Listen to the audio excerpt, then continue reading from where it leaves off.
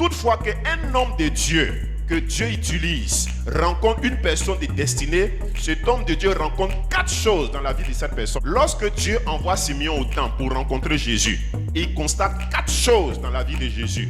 Simeon est l'image d'un prophète que Dieu a oint afin de voir le passé, de voir le présent et de voir le futur. En d'autres termes, au travers de Simeon, toutefois qu'un homme de Dieu que Dieu utilise rencontre une personne de destinée, cet homme de Dieu rencontre 4 choses dans la vie de cette personne. Car en tant que chrétien, nous sommes les petits Christ. Ce qui veut dire quoi? Ce qui a été vu dans la vie de Christ doit être aussi vu dans notre vie pour qu'on sache que tu es un homme de destinée. Et qu'est-ce que cet homme a vu? La première chose, dans Luc chapitre 2, au verset 34, Simeon les bénit, il dit voici cet enfant est destiné. Jésus n'était pas encore grand, Jésus n'avait pas encore 33 ans, ni 30 ans, il n'avait pas encore 12 ans, il était encore enfant. Mais Simeon lui dit cet enfant est destiné. En d'autres termes, quiconque est destiné à quelque chose, la chose dont il est destiné se voit déjà dans son état d'enfant. Toute chose que Dieu doit faire dans ta vie, un visionnaire peut voir la chose à partir même de ton âge d'enfant. Ce qui est écrit dans ton futur, c'est que tu dois devenir. Dès lors même que tu es déjà enfant, tout homme de Dieu qui se respecte, Dieu a la possibilité de révéler à cet homme de Dieu là ce que Dieu veut te faire devenir par la grâce de Dieu. Parce que à partir de ton enfant déjà, ce qui va te donner la force, ce qui doit te donner la faveur, ce qui doit te donner le courage, c'est ce que Dieu t'a dit que tu deviendras. Un homme normal, un homme sérieux doit connaître la destinée que Dieu a donnée à sa vie depuis qu'il est bébé. En Proverbe 19, verset 18. Quand il n'y a pas de révélation, le peuple est sans frein. Pourquoi Dieu donne une destinée à quelqu'un? La destinée que Dieu donne à quelqu'un, c'est comme un frein. Quand les gens créent des voitures, la première chose qu'ils mettent dans le véhicule, c'est un frein. Même les motos, il y a des freins. Le frein, c'est quoi? C'est ce qu'on appelle la révélation. La révélation, c'est quoi? C'est ce qu'on appelle ta destinée. À savoir, lorsqu'il n'y a pas de révélation, lorsqu'il n'y a pas de destinée, lorsque quelqu'un ne sait pas où il doit aller, il n'a pas de quoi? Ça veut dire quoi? Tu es dans ta voiture et puis tu ne sais pas où tu vas. Et puis tu ne peux pas t'arrêter, tu vas seulement. On te propose Nyamankou, tu prends. On te propose Marie, tu prends. On te propose ceci, cela, tu prends. Et tu touches à tout. Et à force de toucher à tout, tu échoues à ta vie. Mais la révélation de ta vie ou de la destinée te permet d'avoir un frein. Au point où, quand tu es en train de marcher pour aller dans une voie qui n'est pas la voie pour laquelle Dieu t'a appelé, tu t'arrêtes souhait. Parce que Dieu te dit que c'est ma fille, ce n'est pas dans ça que tu dois aller. Et tu rebrousses chemin pour emprunter le chemin pour lequel Dieu t'a appelé d'emprunter au nom de Jésus-Christ. La destinée te permet de faire le bon choix sur le plan matrimonial, de bons choix sur le plan spirituel, le bon choix sur le plan financier. La destinée te permet de faire le bon choix sur le plan sentimental. La majeure partie des personnes échouent dans des domaines parce qu'ils n'ont pas de freins qui symbolisent leur destinée. Quand tu sais pour lequel Dieu t'a appelé, tu travailles moins et tu reçois beaucoup parce que tu es dans la vraie voie. La majeure partie des gens souffrent parce qu'ils utilisent la vie des autres pour vivre. Or, ils ont leur propre vie qui devait les amener très loin. Que Dieu t'oriente dans ta destinée au nom de Jésus-Christ. La deuxième chose que Dieu a révélée à Simeon concernant Jésus, et il va amener la chute. La deuxième chose, il a dit que Jésus va amener la chute à des personnes. En d'autres termes, dans chaque destinée auquel quelqu'un t'est appelé, en plus que cette personne est la destinée, sa destinée a un inconvénient. À savoir, c'est vrai que c'est sa destinée, mais sa destinée sera inconvénient pour certaines personnes. Donc Jésus-Christ, sa destinée va créer la chute. Mais la chute de qui?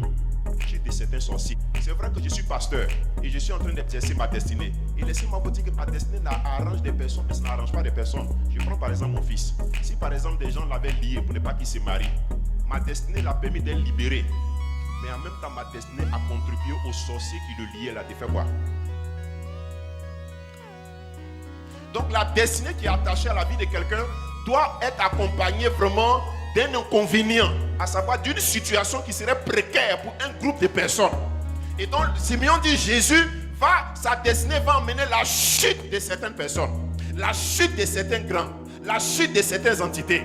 Et Dieu m'a dit fils, je t'ai appelé pour avoir une destinée afin d'aider des personnes, afin que ces personnes que tu vas aider là, il y a des personnes dans leur vie qui constatent leur chute. En d'autres termes, en tant qu'homme de Dieu, il y a des personnes qui se réjouissaient de ta pauvreté, mais leur chute là, je peux déclarer ça au nom de Jésus-Christ. C'est pourquoi je déclare, je décrète, comme dans ma destinée, il y a une affaire de chute, j'ordonne à la chute de tes ennemis d'être plausible au nom de Jésus-Christ. Je prophétise en cette année, en ce mois de février, que tous ceux qui en veulent à ta vie vont chuter au nom de Jésus. Tous les sorciers de ta région vont chuter au nom de Jésus-Christ. Dieu seul sait, si tous ceux que j'ai aidés dans ma vie chrétienne en tant que pasteur pour avancer là, combien de fois ceux qui les maintenaient sont dans la désolation? La destinée d'une personne est aussi accompagnée d'un inconvénient. C'est vrai que c'est un avantage pour certains, mais c'est un inconvénient aussi pour d'autres personnes, les entités spirituelles négatives. Le dernier point concernant la destinée, Luc chapitre 2, verset 34. En Israël, arrête-toi là. La troisième chose, en Israël, donc Dieu révèle que cet enfant-là, c'est un enfant de destinée. Il doit causer la chute, il doit causer le relèvement, mais toutes ces choses doivent se faire où ça? En Israël, dans la destinée d'une personne là.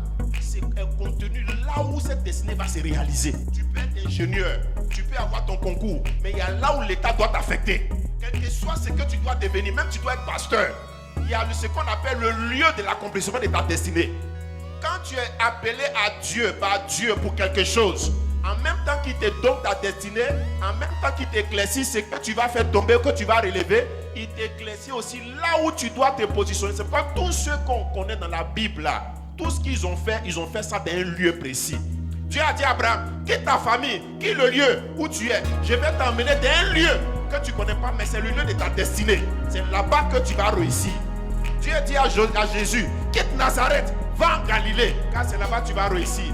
Dieu a dit à Joseph, quitte Canaan, va en Égypte, c'est là-bas que tu vas devenir gouverneur. Et tous, ils sont quittés un point A pour aller à un point B. Tout n'est pas de faire quelque chose, mais ce qui est important, c'est de faire la chose là où Dieu a décidé que tu le fasses. Quand tu es sur le terrain de ta destinée là, c'est vrai que c'est dur pour les autres, mais pour toi ça devient mou. Vous pouvez être sur le même sol, mais vous n'avez pas le même sort. À partir de cette année là, tout ce que tu vas entreprendre là, la prière que tu vas faire, Seigneur, c'est où je dois entreprendre ça. Quand tu connais le où et ce que ça va faire, même si ça n'a pas marché pour les autres, pour toi va sortir. Toi va sortir parce que tu le fais là où Dieu a décidé que tu le fasses. Même avant de déménager, il faut demander à Dieu, c'est le lieu où je dois aller là, c'est le lieu de ma destinée. Il y avait la famine à Bethléem. Le nom Bethléem veut dire la maison des pains. Il peut y avoir la famille d'un lieu qui s'appelle la maison des pains, mais la famille ne tue pas. Il a fait l'erreur de quitter la destinée de Bethléem afin d'aller à Moab. Dès qu'il est arrivé à Moab, 10 ans après, il est mort. Ses enfants sont morts. Sa femme est restée veuve. Le même lieu où il a fui à cause de la famine là, c'est là-bas que Ruth est allée. Elle a eu son mari. Elle est devenue riche. Il y a des lieux qui peuvent tuer des gens. Il y a des lieux qui peuvent donner la vie aux gens. Tout dépend de là où tu rentres, si c'est ta destinée. Ne vois pas la bouche des gens pour te lancer dans certaines choses. La seule bouche que tu vas avoir, vois la bouche de ton Siméon.